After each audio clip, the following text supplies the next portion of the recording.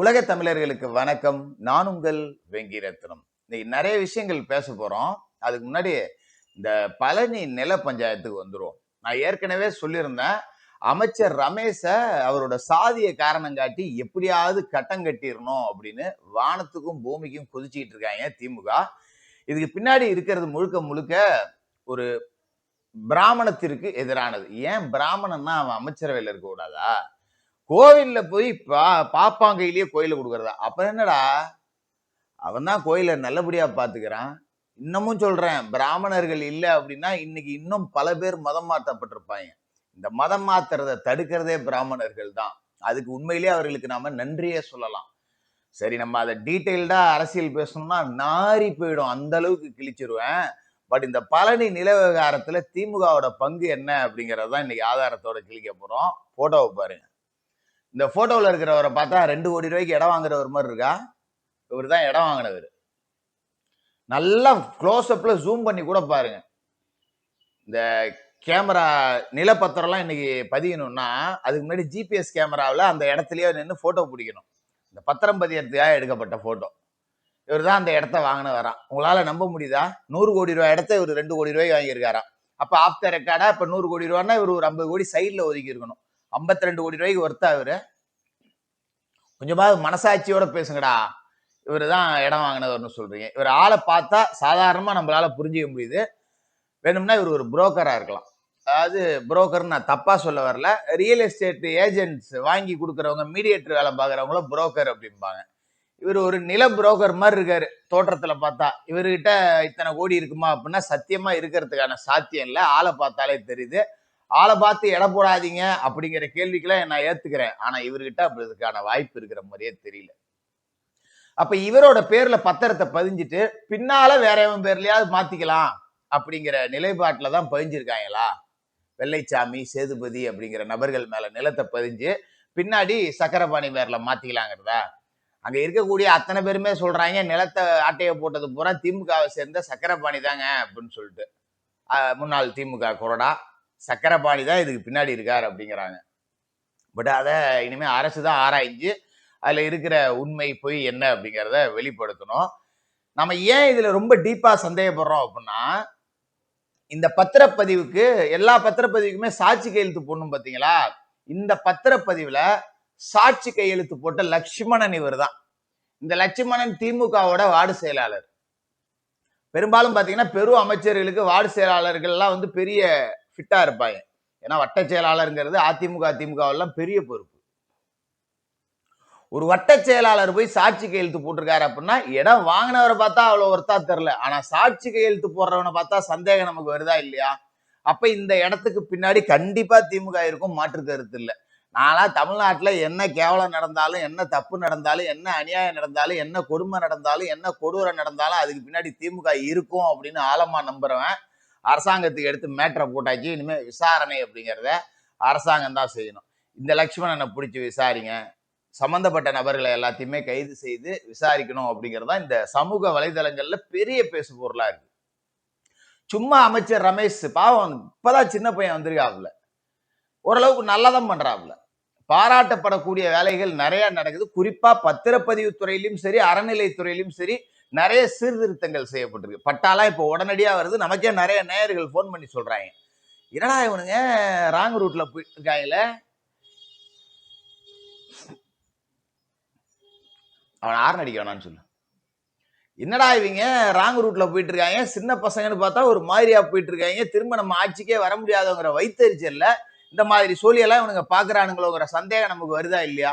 உண்மையிலேயே ரமேஷோட செயல்பாடுகள் நல்லா இருக்கு, ரொம்ப நல்லா இருக்கு. அதெல்லாம் மாற்று கருத்தே கிடையாது. ஒரு அதாவது அதே நேரத்துல ரமேஷ் வந்து கோபிநாத்னு சொல்லிட்டு ஸ்ரீரங்கம் தொகுதி எம்எல்ஏ ரமேஷ் இருக்காப்ல இல்லையா, அவருக்கு பொறுப்பாளரா கோபிநாத்னு ஒருத்தரை போட்டிருக்காப்ல. அவர் வந்து மக்கள்கிட்ட மரியாதையாவே பேசுறது கிடையாது. அந்த குற்றச்சாட்டும் ரமேஷ் பேர்ல நான் வைக்கிறேன். ஆனா ஒரு அமைச்சரா அவரோட செயல்பாடு அறநிலைத்துறையை நல்லா பாத்துக்கிறாப்ல. ஸ்ரீரங்கம் தொகுதியில கோபிநாத் அப்படின்னு சொல்லிட்டு ஒருத்தரை பிஏவா, அதாவது தொகுதி பொறுப்பாளரா ரமேஷ் நியமனம் செஞ்சிருக்காரு.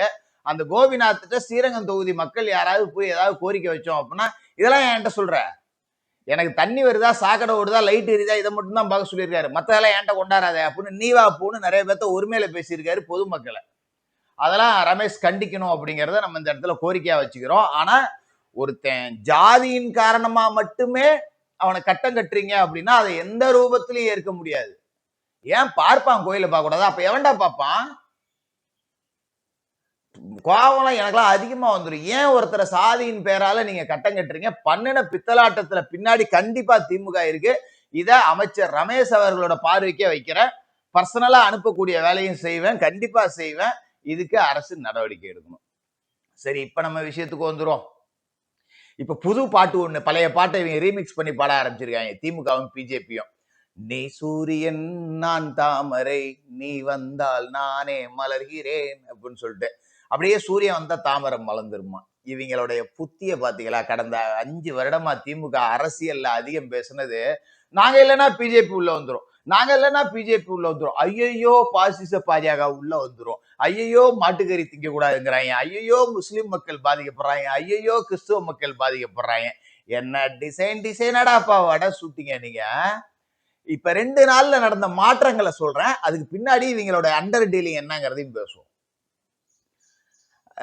ஆர்.எஸ். பாரதி அறிவாலய ஏட்டையா பிஜேபிங்கிற வார்த்தையை சொன்னோன்னா உடனே சட்டையை மடிச்சிருவாரு. ஏய் வாடா பாசிச பாஜக அறுக்கிறதுக்கு தனியா கத்தி வாங்கி வச்சிருக்கேன்டா, பிச்சுவா கத்தின்னு இடுப்புல இருந்து எடுப்பாப்ல, டான்ஸ் எல்லாம் ஆடி காட்டுவாரு. இப்ப தொகுதி மறு வரையறைய மத்திய அரசு செய்ய போகுது, இவங்க பாஷையில ஒன்றிய அரசு. இப்ப என்ன சொல்றாங்கன்னா, போன காலகட்டத்துல பிஜேபி என்ன சொன்னாலும் நாங்க எதிர்த்து தான் நிற்போம், பிஜேபிக்காரன் எது செஞ்சாலும் நாங்க எதிர்த்து நிற்போம். டே பிஜேபிக்காரன் ஒண்ணு கடிக்க போறான்டா, பரவாயில்ல எங்க மேல அடிச்சாலும் பரவாயில்ல, நாங்க எதிர்த்தாப்புல தான் போய் நிற்போம். இப்படிதான் கடந்த காலகட்டத்தில் இருந்தாங்க. இப்ப தொகுதி மறுவரையில இவங்க திருத்த சொல்றாங்களாம், அதை ஏத்துக்கிட்டா இவங்க அதை ஏத்துக்கிறாங்களாம். ஆக்சுவலா இவங்க சொல்ற திருத்தத்தை அவங்க ஏத்துக்க போறதும் கிடையாது, இவங்க திருத்தம் சொல்ல போறதும் கிடையாது. அந்த தொகுதி மறுவரையில மத்திய அரசு என்ன செய்தோ அதுல 2 பாயிண்ட் எடுத்துக்குவாங்க. இந்த திருத்தத்தை நாங்க நொட்டணும், அதனாலதான் இப்ப நாங்க ஏத்துக்கிட்டோம் அப்படின்னு. காரணம் என்ன? இது ஒன்னா, இதுக்கு காரணம் பின்னாடி சொல்லுவோம். நம்ம புரோட்டோகால் பிரியா பான்ஸ் பவுடர் பங்கஜம், இவங்க எப்ப பார்த்தாலும் சரி, எங்களே எந்த மரியாதையும் இந்த அரசு கொடுக்கலே, இந்த பல்லவி எனக்கே தெரியாம ரிபன் கட் பண்ணிடுச்சு, இப்படியெல்லாம் பேசிக்கிட்டு இருந்தது. முழுக்க முழுக்க வன்மம். காரணம் என்னன்னா, எல்லா டெண்டரும் க்ளோஸ் ஆகி போச்சு.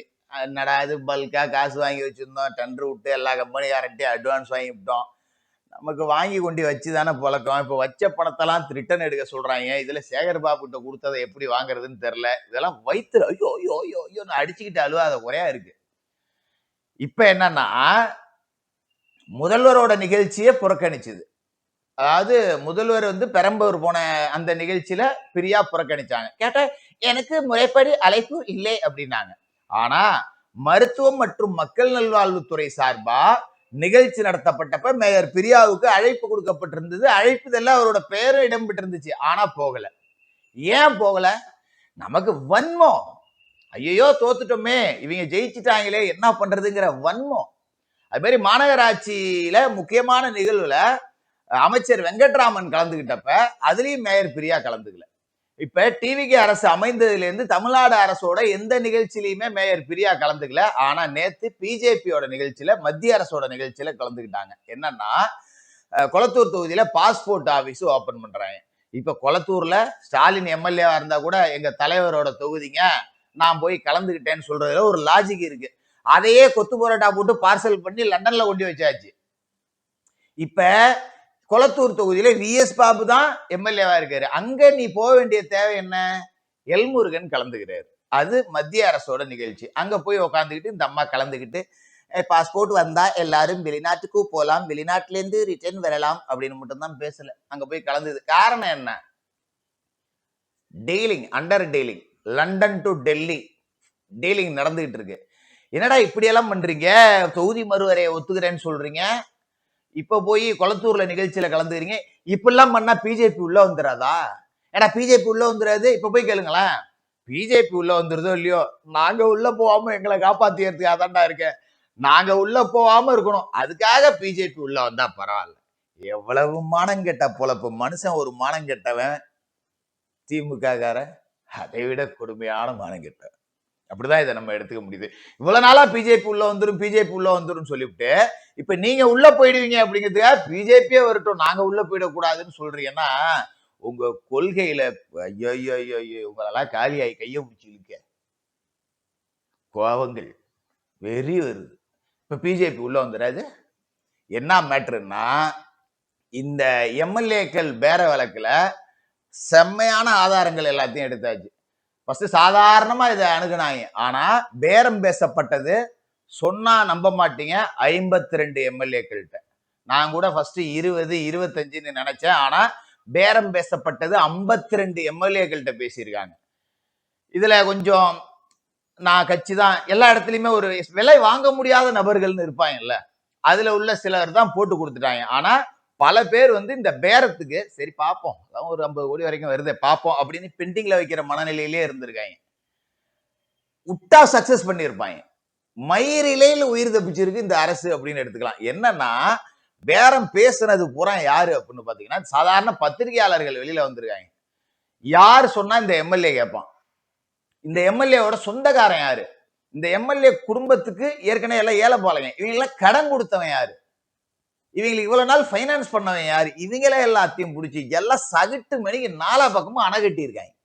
எப்படியாவது இந்த டீலை முடிச்சிடணும் அப்படின்னு சொல்லிட்டு இந்த விவரத்தோட எல்லாம் இப்ப மாட்டிக்கிட்டாங்களா ஒரு 12 பேர் அரெஸ்ட் பண்ணிருக்காங்க. இப்ப விஜயன் விசாரணை நடக்குது. அடுத்து நெல்சன் சேவியர் வரப்போறாப்ல, நக்கீரன் கோபால் இதுக்குள்ள வரப்போறாப்ல, நக்கீரன் பிரகாஷ் வரப்போறாப்ல, அண்டா செந்தில் வரப்போறாப்ல. இவ்வளவு பேரையும் ரவுண்டு கட்டி பிடிப்பாங்க. எல்லாத்துக்கும் விட்னஸ் ரெடி பண்ணிட்டு இருக்காங்க. வரும் எங்கேயெல்லாம் போயிடாது. இதோட உச்சபட்சம் எங்க போய் தொடும் நினைச்சா நம்ம செந்தில் பாலாஜி அசோக்கோட நின்றுன்னு பாத்தீங்கன்னா இந்த ஆபரேஷனை பண்ணதே உதயநிதி.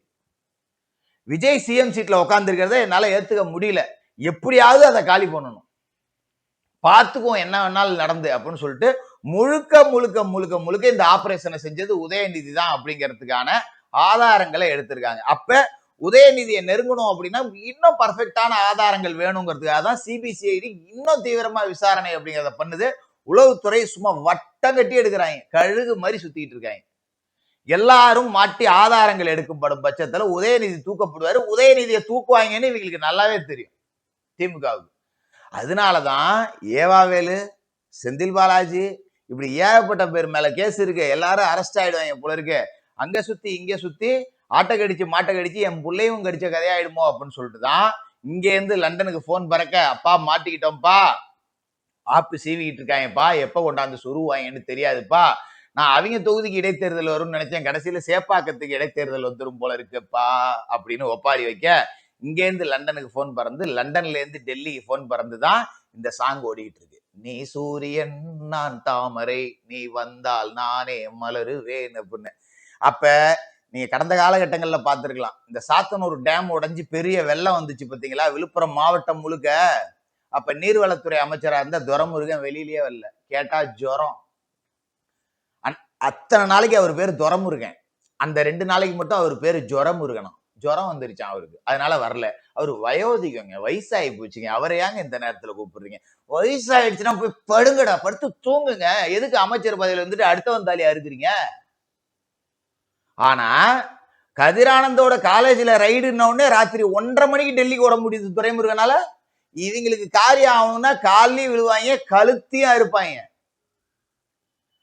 அந்த நிலைப்பாட்டுல தான் இன்னைக்கு டெல்லி காலில மறுபடியும் வந்திருக்காங்க. ஏற்கனவே கள்ளக்காதல், திமுக பாஷையில கள்ளக்காதல் கிடையாது, சரி திருமணம் கடந்த உறவுல இருந்தாங்க. இப்ப நேரடி உறவுக்கு வராங்க, தாலி கட்டிக்க போறாங்க. எத்தனை நாள் தான் ஊருக்கு தெரியாம வச்சிருக்க தாலியை கட்டிடுவோம் அப்படிங்கிற ஏற்பாட்டுக்கு இப்ப வந்திருக்காங்க. என்ன காரணம் இதுக்கு? பிஜேபி சரி அப்படின்னு சொல்றதுக்கு இப்ப அதிமுக உடஞ்சிருச்சு. பிஜேபி கூட சேர்ந்து அதிமுக உருப்பட போதா? நம்ம கூட சேர்ந்துட்டோம், அவனை அழிச்சிட்டோம், இனிமே ஏந்திரிச்சு வர ரொம்ப நாள் ஆகும், இப்ப நம்ம திமுகவையும் அழிப்போம் அப்படின்னு சொல்லிட்டு பிஜேபி திமுக கூட சேரக்கூடிய வேலையை செய்யுது. என்னன்னா பிரதமர் வேட்பாளர் ராகுல் காந்தி டிவிகே கூட்டணிக்கு, அதிமுக கூட்டணியில மோடி தான் பிரதமர் வேட்பாளர். இப்ப கட்சி உடஞ்சிருக்குங்கிறதால கொஞ்சம் பிரச்சனை. ஆனா திமுக கூட்டணிக்கு மோடி பிரதமர் வேட்பாளரா இருந்துட்டாரு அப்படின்னா அதிமுக கூட்டணிக்கு பிரதமர் வேட்பாளர் கிடையாது, அது குறையும். ஆக மொத்தம் இந்த வேலை தான் நடக்குது. உதயநிதிக்காக காலில் விழுவும் தயாரா இருக்காங்க. நிறைய விசாரணை அப்படிங்கிறத செய்வோம், தொடர்ந்து பேசுவோம்.